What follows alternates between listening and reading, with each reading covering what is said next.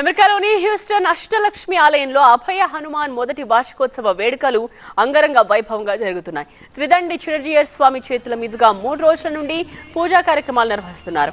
రాఖీ పండుగ సందర్భంగా 90 అడుగుల ఎత్తైన స్టాట్యూ ఆఫ్ యూనియన్ గా పిలిచే హనుమాన్ విగ్రహానికి 18 అడుగుల ప్రత్యేక రాఖీని కట్టారు చిన్నజీయర్ స్వామి.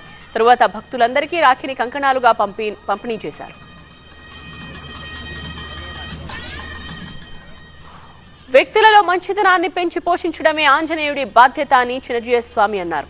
శ్రావణ పూర్ణిమ సందర్భంగా దేశానికి రక్షకుడిగా ఉంటూ దానికి తగిన వాతావరణాన్ని ఏర్పాటు చేయాలని ఆంజనేయుడికి రాఖీ కట్టామని చెప్పారు. మన ధర్మాన్ని పాటిస్తూనే ఎదుటివారి ధర్మాన్ని ఆదరించాలని, ఇతర మతాలను కూడా గౌరవించాలని సూచించారు. దేశానికి, ధర్మానికి శాంతిని, సౌఖ్యాన్ని కలిగించమని ఆంజనేయుడిని కోరుకున్నారు చిన్నజీయర్ స్వామి.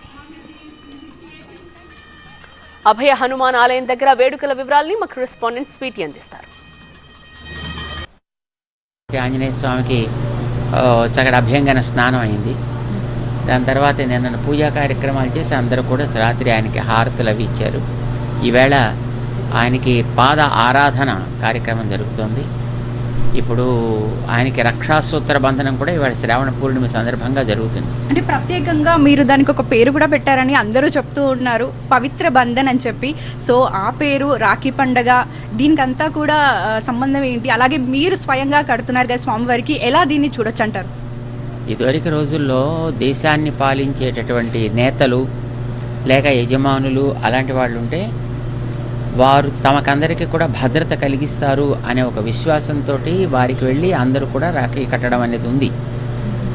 రాజులు పరిపాలన చేసే రోజుల్లో ప్రజలంతా కూడా, ప్రజా నేతలు, వివిధ సంస్థలకు సంబంధించినటువంటి నేతలు, పెద్దలు అందరూ కూడా వెళ్ళి, ఈవెన్ సామాన్యులైన ప్రజానీకం కూడా వెళ్ళి వారికి రాఖీ కట్టడం, మీరు మా దేశానికి యోగ్యులైనటువంటి పరిపాలకులుగా ఉండి మాకందరికీ మంచి పాలనని ఇవ్వాలి అని ప్రార్థించడం ఇలాంటివి జరుగుతుంటాయి.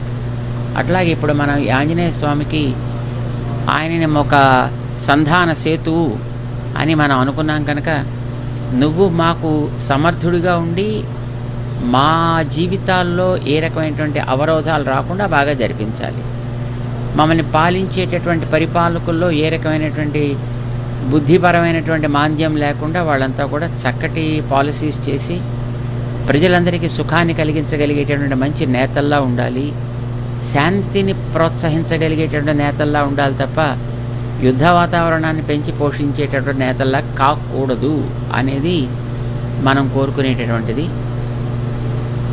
ఒకవేళ యుద్ధాలు లాంటివి జరిగినప్పటికీ కూడా ధార్మికమైనటువంటి యుద్ధం లాంటివి జరగాలి.